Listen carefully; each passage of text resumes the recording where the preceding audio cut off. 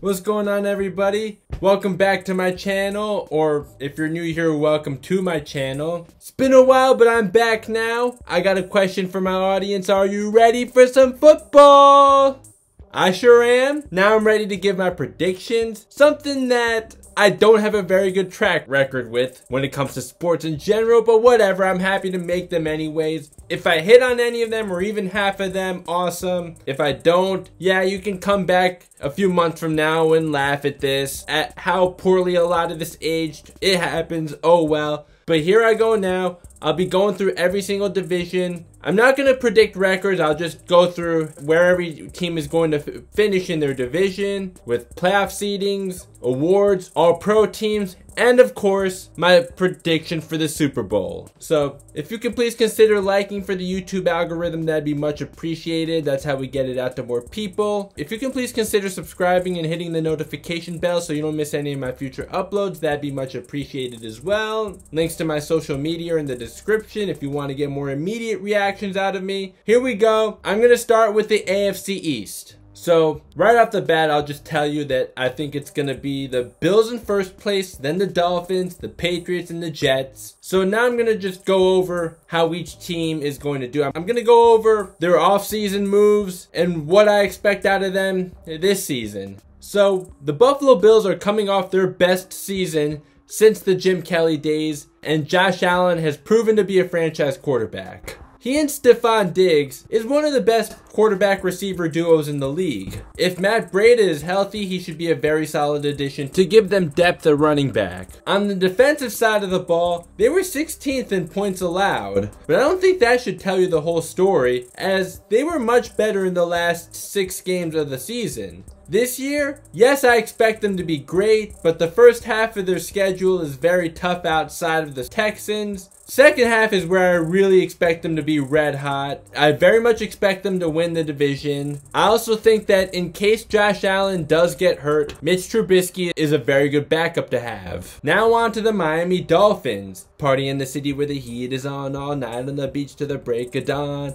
Welcome to Miami. Bienvenidos a Miami. The Dolphins hit a grand slam with their first round picks with Jalen Waddle and Jalen Phillips. Both guys I was hoping the Giants might have a shot at. I didn't think they'd have a shot at Waddle anyways. Jalen Phillips is someone I really had my eyes on as a guy that could address their edge rushing problem. But congrats to the Dolphins on getting him. Last year they were a 10-6 team that just barely missed the playoffs. I do think that Tua is a question mark at quarterback. However, they have a very good team around him. I expect them to be better. I do think that this team should be able to make the playoffs this year. Now we have the New England Patriots coming off their first losing season since 2000. It was interesting to see them re-sign Cam Newton for one more year, even though he wasn't good at all last year, and then draft another quarterback in Mac Jones. One I do see a lot of upside in, but just to bring back Cam Newton,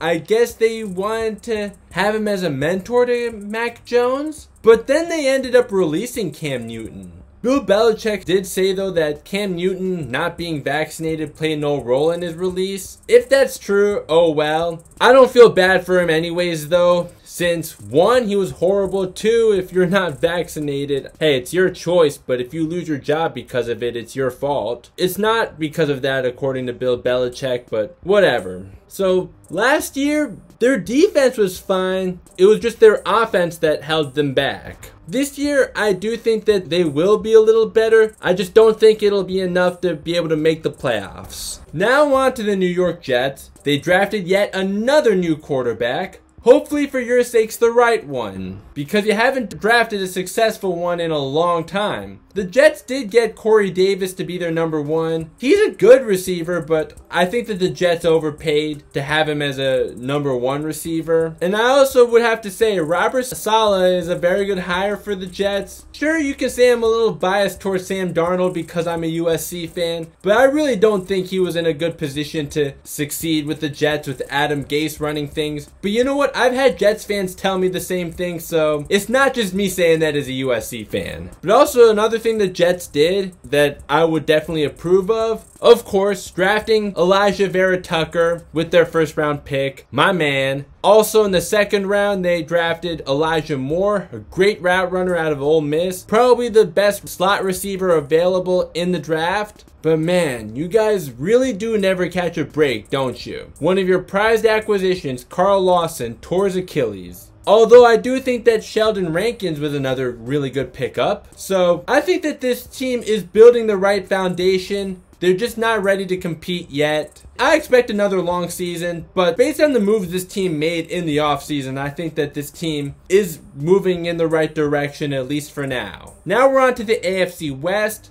I'm going to have it as the Chiefs, the Chargers, the Broncos, and the Raiders. I'll start off by breaking down the Kansas City Chiefs, the two-time defending AFC champions. They looked awful in the Super Bowl, but it would still be foolish to count them out because of that. Patrick Mahomes is still a beast. They still have Tyreek Hill and Travis Kelce. They upgraded their offensive line, which was banged up in the Super Bowl, which was the main reason they lost, by getting Orlando Brown Jr., who made the Pro Bowl the last 2 seasons. Then they also brought in Joe Thuney from New England. He was All-Pro second team just 2 seasons ago. Let's not overlook their defense though. Their defense was very underrated last year. Of course, that's going to happen when you have Patrick Mahomes, Tyreek Hill, and Travis Kelce on your offense. That doesn't mean you should sleep on the Kansas City Chiefs defense though. Not only that, the defense got better with Jarron Reed. He had 6.5 sacks last year as a defensive tackle. 3 years ago, he had 10.5. They also picked up Mike Hughes from the Minnesota Vikings. He's a former first-round pick. If he can stay healthy, he should be a steal for the Chiefs. On to the LA Chargers now. Their first 2 picks were absolutely great. Rashawn Slater and Asante Samuel Jr. The Chargers had the worst ranked offensive line last year, and they've been among the worst in the NFL for several years now. I don't think Rashawn Slater will single-handedly turn this offensive line around, but he absolutely is an upgrade from what they had before, which was just an absolute hot mess. He is someone I had my eyes on for the Giants to draft, but congrats to the Chargers for getting him. I see him more as a guard than a tackle though, because he doesn't have very long arms. Justin Herbert, he was an absolute beast with the horrible protection that he got last year. Now that he has some protection, watch out. Jared Cook is another guy that the Chargers brought in to replace Hunter Henry at tight end. That should be interesting. Asante Samuel Jr., their second round pick. I absolutely love that pick by the Chargers. He can change directions instantly, and he can track the ball without even seeing the quarterback get rid of it. You can put him at the nickel or the left corner. They also brought in Brandon Staley, a defensive-minded coach. He was the defensive coordinator for that elite Rams defense last year. He really should be able to do some great things for the Chargers. It's just a matter of if this team can stay healthy. If they do, I definitely see them winning at least 10 games, maybe even more.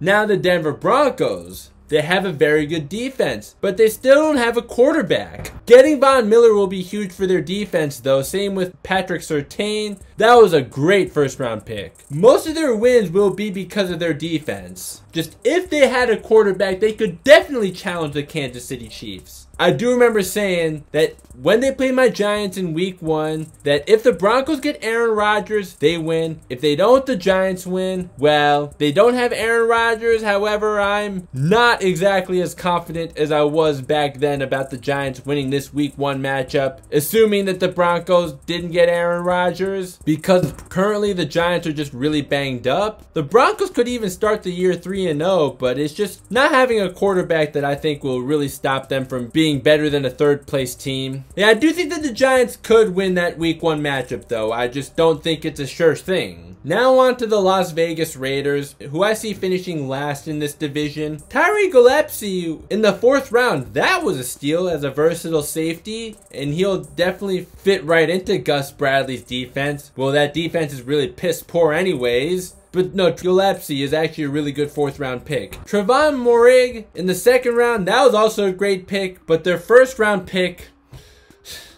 Alex Leatherwood, is a project. Picking him was definitely suspect. He could develop, but they want to compete right now, right? Well, Alex Leatherwood is not going to help you do that because he's a project. Last year the team was 8-8. I don't think that this team will improve on that. They're in a really tough division. They also didn't do enough to improve their defense outside of the draft. 5 years ago, they were a contender again until Derek Carr broke his leg. Derek Carr's still been a good quarterback since then, just the team has been mediocre since then. The team did lose Tyrell Williams. He didn't play last year. They brought in Willie Snead. I definitely don't see him as an upgrade over Tyrell Williams. I just don't see this team being very good. Josh Jacobs will definitely give them a solid running game though, but their defense is just god-awful. They gave up the third most points last year, and they just didn't do enough to address that this year. Now on to the AFC North. The Cleveland Browns, Baltimore Ravens, Pittsburgh Steelers, and Cincinnati Bengals. The Browns finally look like they're headed in the right direction now. They finally have a franchise quarterback in Baker Mayfield. They have the best 1-2 punch in the backfield in Nick Chubb and Kareem Hunt. Odell Beckham Jr., who I still have plenty of love for. If he can stay healthy this year with Jarvis Landry on that team as well. On the defensive side of things,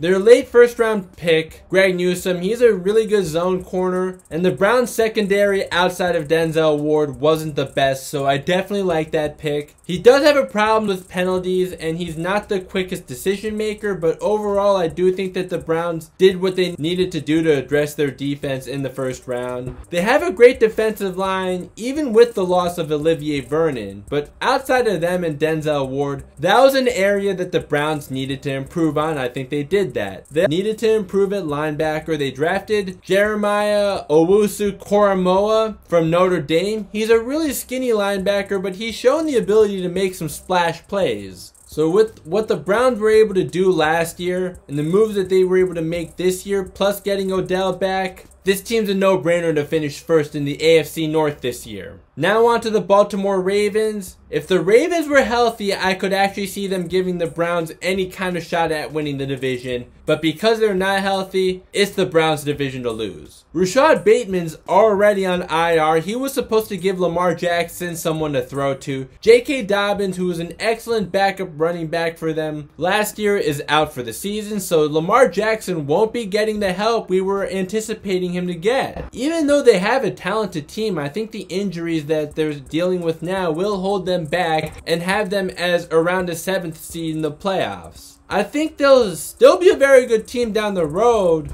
just I could definitely see a slow start happening because of their injuries. Now the Pittsburgh Steelers, the most fraudulent team of last year. This could be Ben Roethlisberger's last season. He should be playing with a chip on his shoulder, but I'm just not so sure he still has much left in the tank. They have a good receiving core in Deontay Johnson, my guy out of USC, Juju Smith-Schuster, and Chase Claypool. That sure isn't bad, but I still see this team regressing. They still have a strong defense, but their schedule is just brutal. Now the Cincinnati Bengals. They got Joe Burrow and Jamar Chase reunited, but they also didn't address their need for an offensive lineman. Penei Sewell is looking like he was the better choice. Jamar Chase was such a beast at LSU, but from what I hear, he hasn't looked good at all in the preseason. I haven't watched, so that's why I say from what I heard. I will give him a chance though, not like they're playing meaningful games in the preseason, but this could potentially be a red flag that Jamar Chase will be a bust. Because their offensive line is so terrible, I do have a feeling Joe Burrow is gonna get injured again. I hope not, but it wouldn't surprise me if he does. And I'll also conclude by saying that Zach Taylor is one coach that is definitely on the hot seat going into this season. On to the AFC South now. Titans, Colts, Texans, Jaguars. The Tennessee Titans are coming off the best season they've had since 2008 when Kerry Collins was their quarterback. Now they added Julio Jones to the mix. So, him and A.J. Brown, that's a deadly combo for Ryan Tannehill to be throwing the ball to. Then, of course, you also have Derrick Henry running the ball. The only thing that could hold them back this year is their defense. Their third down defense especially was atrocious last year. It may also not be a great thing to have their offensive coordinator from last year, Arthur Smith, who worked wonders last year, take a head coaching job in Atlanta. Even though Arthur Smith is gone, with Tannehill at quarterback and the weapons he has, their offense will still be fine. Because of how weak the rest of their division is, I can't see a situation where they don't win their division. The Colts have regressed. Carson Wentz is supposed to come in for a fresh start in Indy. He's now out for most, if not the entire season. They haven't done a whole lot besides that this offseason. I don't see them going anywhere. I only see them finishing second in the AFC South because they're in the same division as the Jacksonville Jaguars and the Houston Texans. I do hope my man Michael Pittman Jr. can thrive though. But sorry Colts fans, I don't think you're making the playoffs this year. Not to mention, their first 5 games of the season will be against the Seahawks, Rams, Titans, Dolphins, and Ravens. The Titans, Dolphins, and Ravens are on the road. Good luck with that. You're going to need it. On defense, good thing you brought back Xavier Rhodes, and having Darius Leonard is nice, but defensive end is a weakness for them. I'm sorry, like I said, I don't think that this team is making the playoffs. Now the Jacksonville Jaguars. We all knew Trevor Lawrence would be the first overall pick. He does have all the talent in the world. That should be enough to make him a franchise quarterback. I don't know if he has the intangibles to lead this team to multiple Super Bowls though. Not like Jaguars fans are actually setting their expectations that high anyways, right? When you haven't been good for most of your existence. Their later first round pick, Travis Etienne, he should have been another solid first round pick for them, but then unfortunately he had foot surgery. But this team does have a pretty good rushing attack in James Robinson and Carlos Hyde. This team also has Marvin Jones Jr. That's a very solid pickup for them. He had 978 receiving yards while starting all 16 games last year for the Lions. He's not good enough to be a number 1, but he's definitely a very solid number 2. Both he and DJ Clark are questionable for week 1 though. At least they're playing the Texans. They have a big hole at tight end though. I don't know what made them think Tim Tebow would actually fill that hole. On defense, Shaq Griffin was a great pickup for them. I don't think this team will be at the bottom of the barrel, but I don't think they'll be all that great either. They'll definitely be a losing team, but I think they'll show plenty of signs of moving in the right direction as a young team.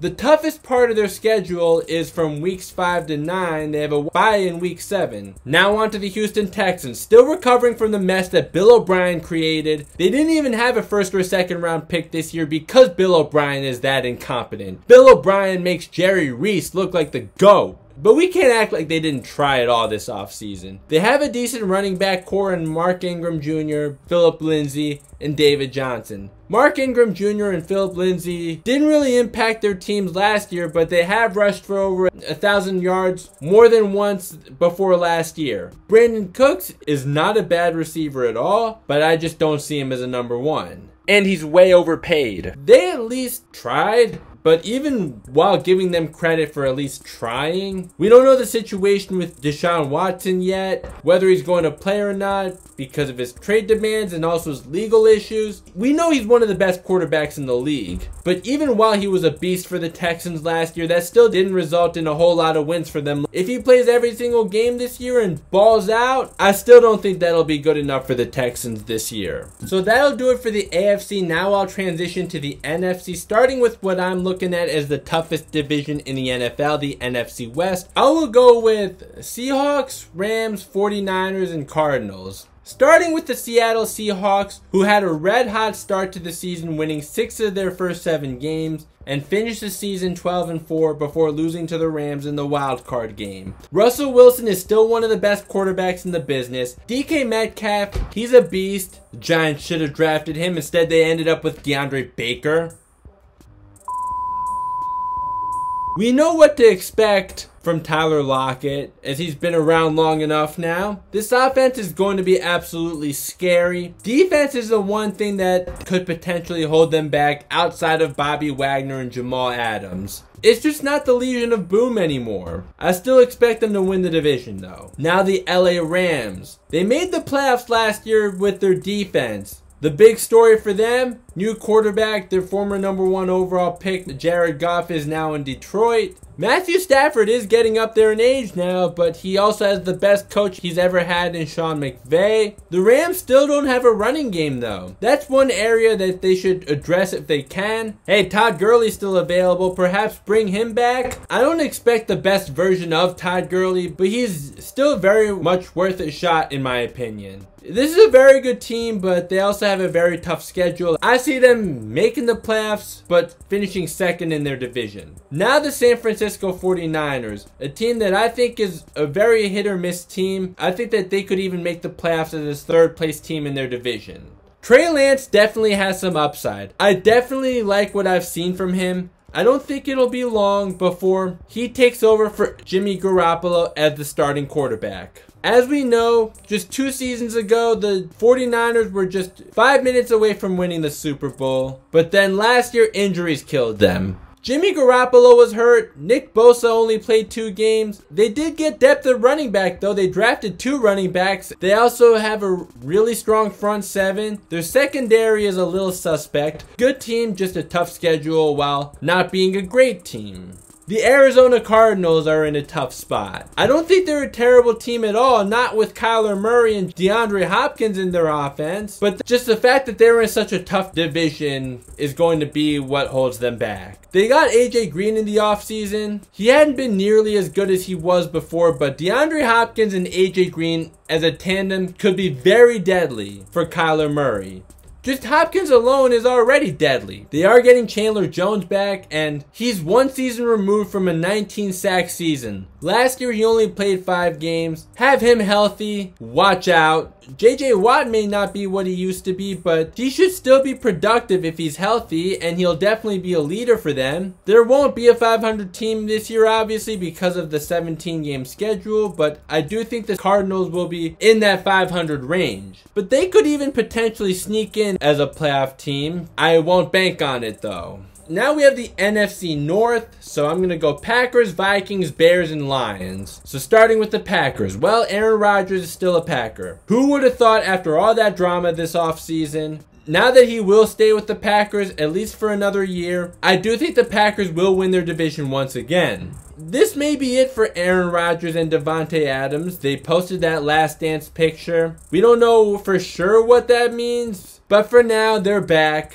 What does have them in a tough spot, though, is the fact that their all-pro left tackle, David Bakhtiari, is on the PUP list for the next 6 weeks. In case someone doesn't know what PUP list is, that means physically unable to perform. But still, Aaron Rodgers is still Aaron Rodgers. They still have a really good running game with Aaron Jones in the backfield. Now, the Minnesota Vikings. The Vikings getting Christian Darrisaw in the first round. I definitely like that pick. Something that Brett Coleman pointed out, that the Vikings, while they have a good quarterback in Kirk Cousins most of the time, and a good receiving tandem of Justin Jefferson and Adam Thielen, they're a lot better when Dalvin Cook gets at least 20 rushing attempts. I checked his game log. They were 5-4 when he had 20 or more rushing attempts. They were 1-4 when he didn't. So, of course, feed Dalvin Cook. Christian Darrisaw should be able to improve their run blocking. It's a great way to replace Riley Reiff, who's now with the Bengals and was the worst run blocker on the team last year. Reiff wasn't such a pass blocker, but in the run blocking game, he was just horrid. Christian Darrisaw should definitely be able to take pressure off Kirk Cousins. On defense, you're getting back Eric Kendricks. Last year, his season was cut short due to injury. But this year, if he's healthy, he should be doing great things for the Vikings, as he was all-pro just 2 seasons ago. Now the Chicago Bears. Okay, nothing personal. I don't hate you guys, but I love for you guys to suck just knowing that my Giants have your first-round pick. They have the 3rd toughest schedule, though. Although I don't think the Bears are going to be horrible. I don't think that they'll have a winning season, though, when Andy Dalton will be the starting quarterback to start the season. I am impressed with what I've seen from Justin Fields, though. I think it's only a matter of when he replaces Andy Dalton, not a matter of if. You got some great protection with Tevin Jenkins in the 2nd round, but I'm sorry, I just don't think that this will be a winning season for the Chicago Bears. However, I do think that this team has a bright future. Now on to the Detroit Lions. They made a great pick with Penei Sewell to protect Jared Goff. Obviously, they needed to get a receiver after the departure of Kenny Golladay. They got my guy Amon-Ra St. Brown from USC. But I'm sorry, I just don't see the Lions being any good this year. Their defense was dead last year. Not like I expect that to be much better. Well, maybe a little bit better if it really can't be any worse. Now the NFC South, let's start, of course, I'm going to go with the Buccaneers finishing first. Then we got the Saints, Panthers, and Falcons. Let's start with the defending champion Tampa Bay Buccaneers. With an already elite defense that allowed absolutely nothing to get going against the Chiefs in the Super Bowl, they got Joe Tryon with the 32nd overall pick. That's a great pick to get with the number 32 pick. He's a guy that'll definitely give them some depth at the linebacker position, something that they already have plenty of depth at to begin with. The Bucs were already 4th in sacks, 2nd in pressures, 3rd in quarterback knockdowns. Now they get one of the best edge rushers coming out of this draft. That's an absolutely outstanding job, especially when you keep in mind that JPP is 32 years old now and has 1 year left on his contract. Knowing his injury history, this was definitely the safe pick for the Bucs to make so that they can maintain their edge rushing. I definitely see them easily getting a first round bye. Now the New Orleans Saints heading into a new era with Drew Brees just retiring. He had an amazing career. It looks like Jameis Winston will start for the Saints, as he should. I was advocating for the fact that he does deserve to be a starting quarterback in the NFL. Yes, he does make some boneheaded plays, but he also has a cannon of an arm that allows him to make plays that most quarterbacks can't. Also, now that he has a running game with Alvin Kamara, something he didn't have in Tampa Bay, that should really take some pressure off of him. Yes, obviously the Buccaneers were right to move on from him when they won the Super Bowl the year they did move on from him. Obviously Tom Brady at 44 years old is easily better than Jameis Winston at quarterback, and also most quarterbacks. But it doesn't mean that Jameis Winston can't play. He most certainly can. Perhaps he learned some things from Drew Brees. But they nailed their first round pick with Peyton Turner. Even though Drew Brees was a shell of himself last year in his last season, the Saints still had a very good team around him. That's why they got to the playoffs. Now the Carolina Panthers. I love them getting Terence Marshall Jr. I love it for the fact that Sam Darnold has another reliable receiver to throw to. He already does have Robbie Anderson. I talked about Sam Darnold getting traded to the Panthers before. If you want to watch that, feel free to. And about Terence Marshall, Brett Coleman says he's like a faster version of Kenny Galladay. Galladay is slightly bigger, an inch and 13 pounds, but I know what he means. I definitely see it. I do feel like Sam Darnold is in a much better position to succeed now than he was with the Jets, but the fact that he's in a tough division, I feel like it's still going to take at least another year before the Panthers actually make the playoffs. But I do hope he proves me wrong. Sam Darnold, if by any small chance at all you're watching this, fight on. USC still loves you. Now the Atlanta Falcons. They were 4-12 last year, but I think they were better than what their record says. I'm not saying that they were a great team last year, but I think that they weren't as bad as what a typical 4-12 team would be. Matt Ryan isn't the best version of himself anymore, but he's still competent. Todd Gurley, though, he was definitely a shell of himself last year. They did not have a strong running game last year. They don't have a strong one this year. They did just pick up Wayne Gallman. I actually didn't know that Wayne Gallman was released by the 49ers until I started recording this video. According to the Falcons depth chart, Mike Davis is their starting running back. He's fine as a backup, but definitely not as a starter. He only started 12 games last year for the Panthers because Christian McCaffrey was injured. The Falcons still have Calvin Ridley for Matt Ryan to throw to. He's a beast. Even though they don't have Julio Jones anymore, I expect Kyle Pitts to be a generational tight end for the Falcons. The Falcons had a good run defense, just not so much a pass defense. They're also not good at generating sacks. The guy that led the team in sacks last year is the inside linebacker Deion Jones. I really don't like that they have an inside linebacker leading the team in sacks. You need better edge rushers. I'm sorry, Falcons fans. I still see your team finishing in last place in their division. Finally, the NFC East. I saved it for last because I thought I may as well keep everyone waiting for me to talk about my team.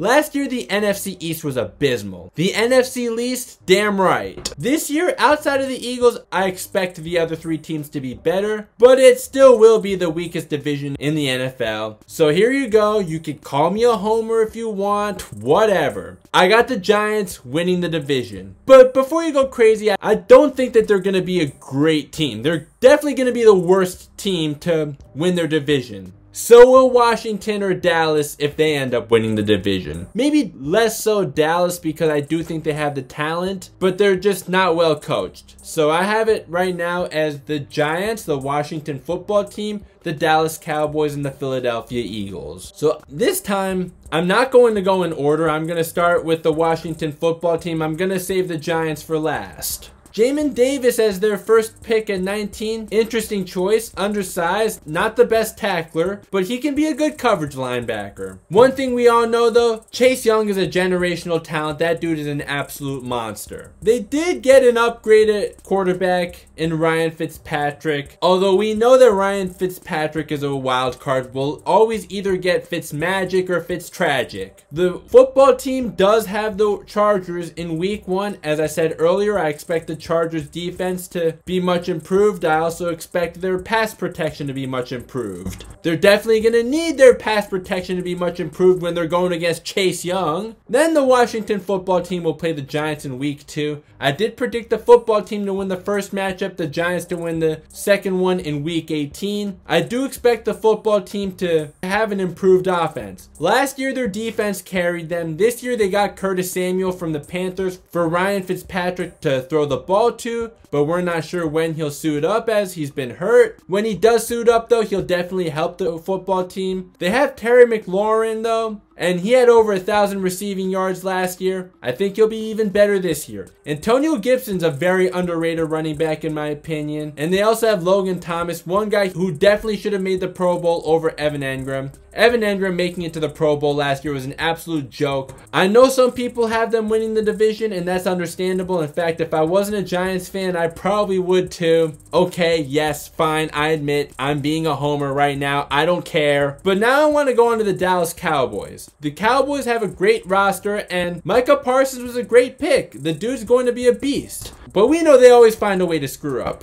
I hear that Dak is going to be ready for week 1 against the Bucks. He is a very good quarterback. You're crazy if you think otherwise. He was on pace for a record-breaking season before his injury last season. Let's not forget that. Although they were also losing games when he was healthy and on pace to break all those records. Despite their talent though, I think coaching will be their downfall, much like last year. Even though Mike Nolan is no longer the defensive coordinator, I was never even a fan of Mike McCarthy when he was in Green Bay. So last I'm going to talk about the Eagles and Giants. So I love the fact that my Giants did not panic. The Eagles did not fleece the Giants. If you're an Eagles fan thinking that, I'm sorry, you're delusional. In fact, I'll even say thank you for that trade. You played yourselves and helped the Giants by being more concerned about trying to screw the Giants over, and instead you screwed yourselves over. Although I do think Devontae Smith is a very good player, in fact he's someone I wanted. Look at his face when he got drafted. But as good as Devontae Smith is, of course he's not going to be the guy that makes your team go from 4-11-1 to a playoff team. Also, Jalen Hurts is trash. The only thing he has that's a positive for him is his legs. He's not a good decision maker in the pocket and often scrambles when he doesn't need to. I think any reasonable Eagles fan will tell you that he's just not good themselves. Any Oklahoma Sooners fan will likely tell you that he wasn't even that great at Oklahoma. Even if Devontae Smith is the next Odell Beckham Jr., yeah, I think I could tell you as a Giants fan myself, when Odell was killing it in his first 2 years, the Giants were not good. It's not like the Giants won a playoff game with him. Sorry, the Eagles are going to be one of the worst teams in the league. You can take that to the bank. So, more about the Giants now. I liked most of what the Giants did this offseason. They addressed their receiver problems by getting Kenny Golladay and drafting Kadarius Toney. He's hurt though now. Like I said before, hamstrings are nothing to play around with. If he can get healthy though, it'll be so great to see Daniel Jones have such a big target to throw to in Kenny Golladay. Kadarius Toney, I'm not so sure what's up with him. Hopefully he can help the Giants as a rookie. Maybe he might be a project though, but I at least liked what I saw from him quite a lot from when he was at Florida. The Giants also got a tight end who can actually catch the ball and block in Kyle Rudolph. They addressed their edge rushing by drafting Azeez Ojulari and Ellerson Smith. although Ellerson Smith is on the PUP list. That's a bummer. The Giants' offensive line, though, there's just no sugarcoating it. That's a huge question mark. Andrew Thomas did not look good in the preseason. He looked like he was really making progress in the second half of the season when Mark Colombo got fired. However, it's not looking good for him now. I hope he does progress. Just what we saw in the preseason, not good. We're not sure if Adoree Jackson's going to play week 1. You know, I'm very excited to have a former Trojan come to the Giants. The Giants say they're confident with their options if Adoree misses week 1. Hey, at least James Bradberry is still on the team. I do at least believe in this defense, and injuries are a concern right now. But if this team is healthy, I think they can surprise people. Right now, though, they're not healthy. This is what they look like right now.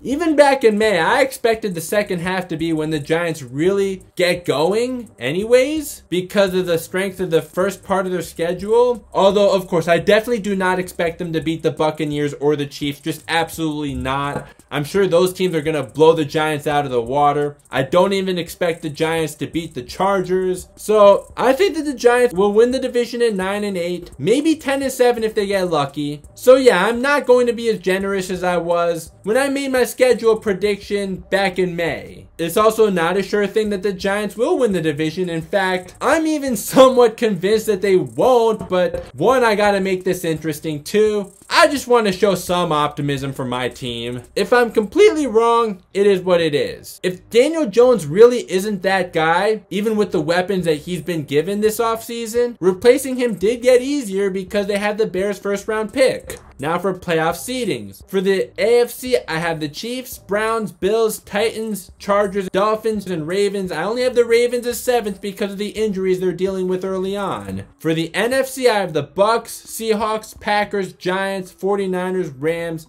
and I think the Washington football team will just squeeze in as the 7th seed. MVP and Offensive Player of the Year, Patrick Mahomes. Defensive Player of the Year, Myles Garrett. Of course, I see Aaron Donald and Khalil Mack being in the conversation, but keep in mind, Myles Garrett was kept out for 2 weeks because of COVID last season and slightly regressed when he came back. He was pretty unstoppable before he got COVID though, so with that not affecting him this year, I can definitely see him getting at least 16 sacks this season, as long as he's healthy. Offensive Rookie of the Year, I'm going with Trey Lance. Defensive Rookie of the Year, Patrick Surtain. Zayden Collins is definitely a possibility though. Coach of the Year, I really want to say Joe Judge, but okay, I won't be that much of a homer. I'm going with Brandon Staley. All-Pro First Team, Patrick Mahomes, Derrick Henry, Devontae Adams, Tyreek Hill, DK Metcalf, Travis Kelce, Quentin Nelson, Trent Williams, Frank Ragnow, Michael Onwenu, and Tristan Wirfs. All-Pro Second Team, Aaron Rodgers, Dalvin Cook, DeAndre Hopkins, Calvin Ridley, Justin Jefferson, George Kittle, Ali Marpet, Wyatt Teller, Corey Linsley, Jack Conklin, and Joe Bitonio.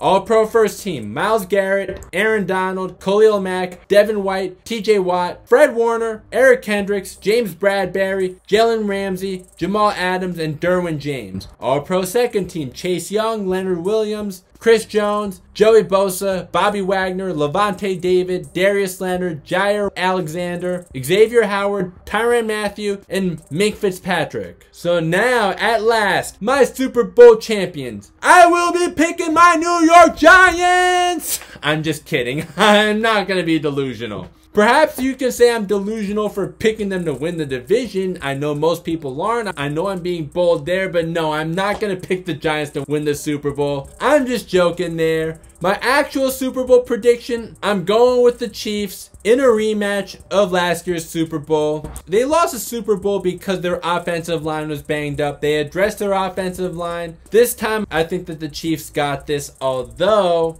I'm not fully confident in this pick just as of now. Of course, things can definitely change because of injuries, but I'm just going to stick with my gut feeling though that the Chiefs are going to win the Super Bowl. So, all right, that'll do it for now. Thank you so much if you made it to the end. If you can please consider liking the video if you still haven't yet, and consider subscribing and hitting the notification bell so you don't miss any of my other future videos. If you want to comment down below your predictions, I'd love to hear from you guys. That'd be much appreciated. That'll do it for now. Talk to you next time. Peace.